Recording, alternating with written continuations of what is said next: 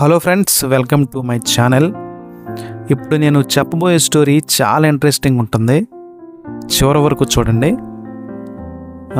1995లో రష్యాలో టొలియట్టి అనే ప్రాంతం ఉంది. నా ప్రాంతంలో ఒక ధనవంతుడు ఉండేవాడు. అతను ఒక జర్మనీ షెపర్డ్ డాగ్ని పెంచుకోవడం ప్రారంభించాడు. అయితే అది ఆయనకి చాలా దగ్గరైంది. అలాగే అతనికి కూడా కుక్క అంటే చాలా ఇష్టం. దాన్ని మంచి ఫుడ్ పెట్టేవాడు, దాన్ని చాలా బాగా ప్యాంపర్ చేసుకునేవాడు, చాలా ప్రేమ చూపించేవాడు కూడా. సరే, ఇలాగ జరుగుతూ ఉన్నప్పుడు దానికి మంచి పేరు కూడా పెట్టాడు. ఆ కుక్క పేరు కోస్తియా. అది జర్మన్ షెపర్డ్ డాగ్. అది అయితే ప్రతిరోజులాగానే చక్కగా దాన్ని ఆహారం పెట్టడం, దాన్ని వాకింగ్ తీసుకెళ్ళడం.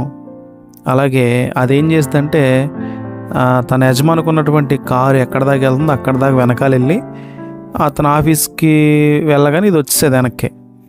రోజు అలాగే జరుగుతూ ఉండేది. సరే, ఒకరోజు ఏముందంటే సడన్గా ఇది ఆ వెనకాల వెళ్తున్నప్పుడు సడన్గా ఆ యజమాని కారు ఏదైతే ఉందో అట్నుంచి ఇంకో కారు వచ్చి దాన్ని గుద్దటం. వెంటనే అక్కడ చుట్టుపక్కల ఉన్న ప్రజలు అతను హాస్పిటల్ తీసుకెళ్ళడం జరిగింది. అయితే అక్కడ ఒక బాధాకరమైన విషయం ఏంటంటే తన యజమాని ఎవరైతే ఉన్నారో, తను పెంచుకున్న యజమాని, ఆ కుక్క వాళ్ళ ఓనర్, ఆయన యాక్సిడెంట్లో చనిపోయాడు ఆ కారు క్రాష్లో. కానీ పాప ఇది మోగజీవి కదా, దీనికి తెలియదు. అదే మనకంటే న్యూస్ తెలుస్తుంది, మనకి ఏదో రకంగా ఎవరొకరు చెప్తారు అట్లా చనిపోయారంట అని. చాలా బాధాకరం. అయితే కుక్కకి తెలియదు.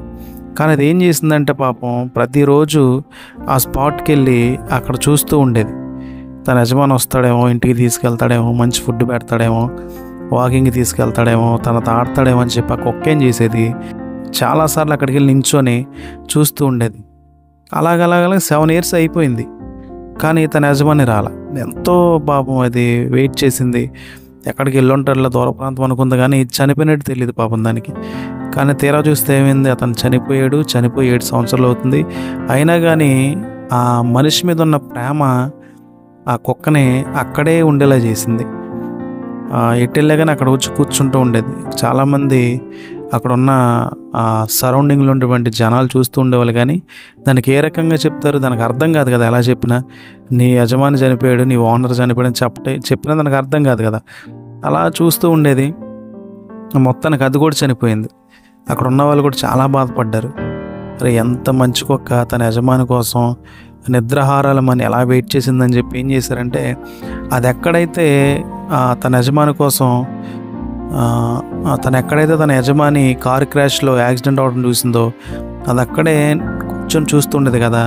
దాని పక్కనే ఒక బ్రోంజ్ స్టాచ్యూ ఒకటి 2003లో దాన్ని గుర్తుగా పెట్టారు చనిపోయిన తర్వాత.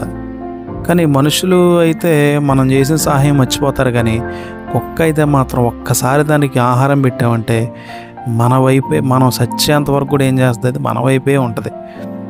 అంత విశ్వాసం గల కుక్క ఇది. కానీ డాగ్ లవర్స్ ఎవరైతే ఉన్నారో నిజంగా ఈ స్టోరీ వింటే వాళ్ళు నిజంగా చాలా బాధపడతారు. అంటే కుక్కలకు ఉన్నటువంటి విశ్వాసం అటువంటిది.